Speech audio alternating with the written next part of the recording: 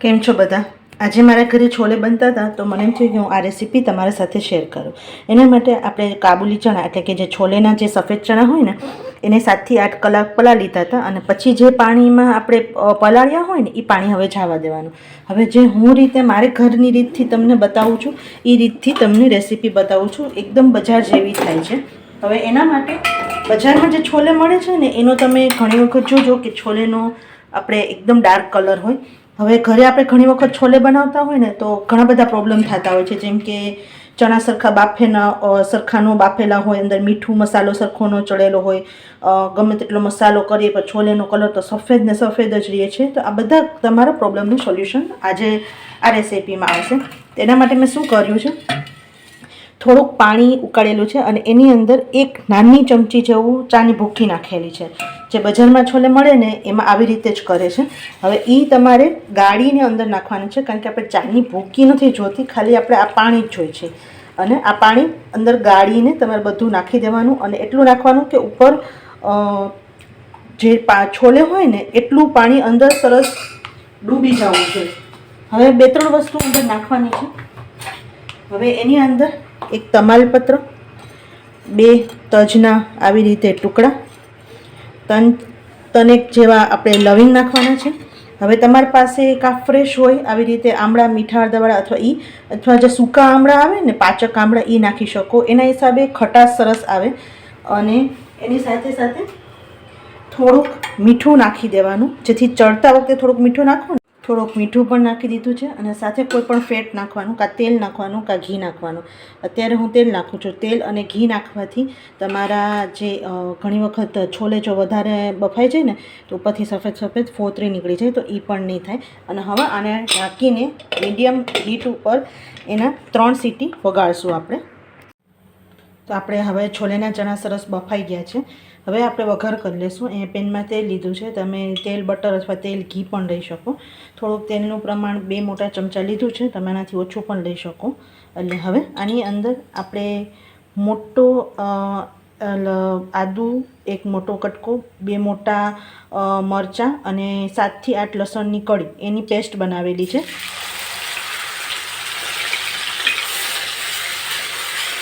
એને તેલમાં સરસ સાતળવાની છે. આદુ, મરચાં, લસણની પેસ્ટને સરસ સાતળવાની છે. હવે છોલેમાં જે મેઇન છે, એક તો તમે છોલે કઈ રીતે બાફો છો એ છે. હવે બીજું છે છોલેની ગ્રેવી.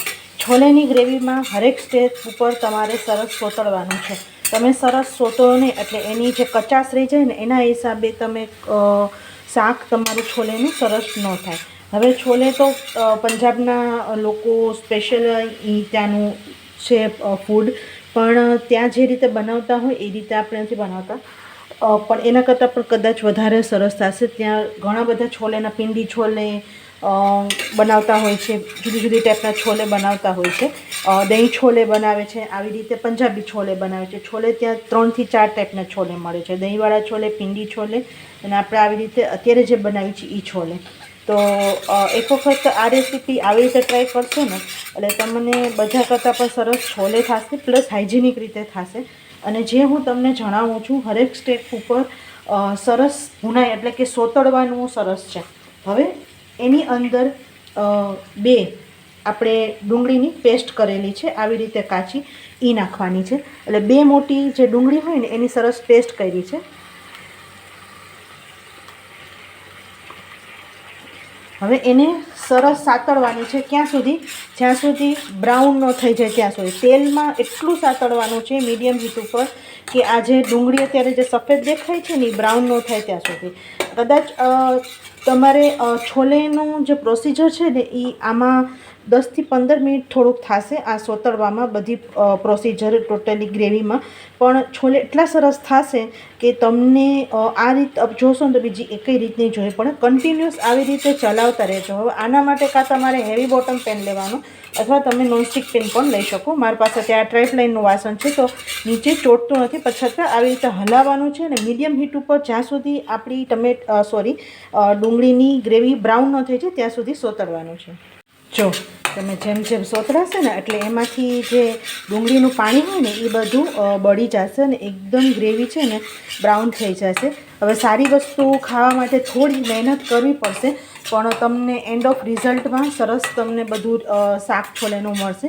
તમે સાઈડમાં અહીંયા બીજું પણ કામ કરી શકો, કારણ કે હું વિડીયો ઉતારું છું તમારા માટે ખાસ, એટલે હું અત્યારે એક જ વસ્તુ કરું છું. બાકી તમે જો ઘરે બનાવતા હોય તો સાઈડમાં તમારે પૂરી તળવી હોય તો પૂરી તળી શકો, પરોઠા કરવા તો પરોઠા કરી શકો. એટલે સાઈડમાં 2 વસ્તુ તમે કરી શકો, કારણ કે આને મીડિયમ હીટ ઉપર જ એકદમ સરસ કૂક કરવાનું છે. વચ્ચે એક થોડી વારે 1-2 સેકન્ડમાં વચ્ચે હલાવવાનું, જેથી બહુ નીચે ચોટી ન જાય. એટલા માટે જો હું તમને છોલે પણ બતાવું, આપણે સરસ ચડી ગયા છે અને તમે જો ક્યાંય ફોતરા બોતરા પણ નથી નીકળ્યા અને સેજ ગરમ છે. પછી હું તમને બતાવું, એકદમ સરસ ચડી ગયા છે. હવે આવી રીતે દબાવો અને આવી રીતે સરખું પ્રેસ ન થાય અને ખાલી 2 ફાડા જ અલગ થઈ જાય ને તો તમારા છોલે સરસ ન ચડ્યા હોય. હવે આવી રીતે આપણે જે ઉપરથી તમાલપત્ર, પછી આપણે જે આમળા જે ખડા મસાલા નાખ્યા છે ને, એ જેટલા ઉપરને દેખાય એ બધા તમારે કાઢી લેવાના છે. એનું ખાલી વસ્તુ ખાલી સ્વાદ માટે જ છે, એટલે તમારા ખડા મસાલા જેટલા તમને દેખાતા હોય એ બધા કાઢી લેવાના છે. જો સરસ આપણે ડુંગળીની પેસ્ટ છે ને, જો એક તો પાણી શોષી લેશે અને બ્રાઉન પણ થઈ જશે. હવે 2 મોટી ડુંગળી હતી, એની સામે 3 મોટા ટમેટાની આવી રીતે પેસ્ટ કરેલી છે, પાણી વગર. નાના ટમેટા હોય તો એ પ્રમાણે 4-5 લઈ લેજો. અને આપણે બધી પેસ્ટ જે ટમેટાની એને પણ કોઈ પણ જાતનું પ્રોસેસ કર્યા વગર આની અંદર જ નાખવાનું રહેશે. અને હવે આની અંદર થોડાક આપણે સૂકા મસાલા કરી લેશું. ચપટી હળદર આની સાથે નાખી લો ને એટલે બધા મસાલા સાથે સાથે કૂક થઈ જાય. ચપટી હિંગ, 1 મોટી ચમચી લાલ મરચું, કાશ્મીરી લાલ મરચું, તમારે કેટલું તીખું ખાવું છે એ પ્રમાણે. હવે એની અંદર આપણે છોલે મસાલો નાખશું. જો તમારી પાસે છોલે મસાલો ન હોય તો ગરમ મસાલો પણ નાખી શકો. તો છોલે મસાલો હોય તો એ નાખશો તો એનો ટેસ્ટ સરસ આવશે. તો ચપટી છોલે મસાલો નાખશું. મીઠું ખાલી ગ્રેવી પૂરતી જ નાખશું, કારણ કે આપણે મીઠું ઓલરેડી આપણે છોલે જ્યારે બાફ્યા હતા ને ત્યારે નાખેલું હતું. હવે આ બધું વસ્તુને સરસ હલાવી લેશું. હવે સાથે સાથે થોડીક તમારે એની સાથે જ્યારે આપણે બધું ગ્રેવી સરસ કૂક થતી હોય ને ત્યારે જ તમારે કસ્તુરી મેથી આવી રીતે સરસ ગ્રેવી સાથે એનો ટેસ્ટ પણ સરસ આવશે, અરોમા સરસ આવશે અને લુકમાં પણ સરસ લાગે. હવે જ્યાં સુધી ઓઇલ રિલીઝ ન થઈ જાય ત્યાં સુધી આપણે ટમેટાની ગ્રેવીને પણ સરસ કૂક કરવાનું છે. જો સરસ ટમેટાની ગ્રેવી પણ સરસ પાકી ગઈ છે. આપણે તેલ ઓછું નાખ્યું છે તો તમને સાઈડમાંથી થોડું દેખાશે. જો વધારે તેલ હોય ને તો તેલ ઝાઝું રિલીઝ થાય. અને હવે આપણે જે છોલે બાફીને રાખ્યા હતા એ પાણી સાથે જ તમારે આ બધું અંદર નાખી દેવાનું છે.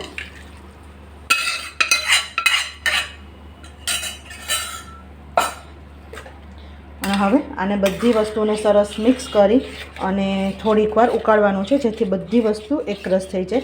હજી આપણે આમાં થોડુંક પાણી નાખશું, કારણ કે છોલેમાં થોડુંક અત્યારે હજી પાણી જોશે, કારણ કે આપણે ઉકાળશું ને એટલે હજી થોડુંક એમાં પાણી જોશે.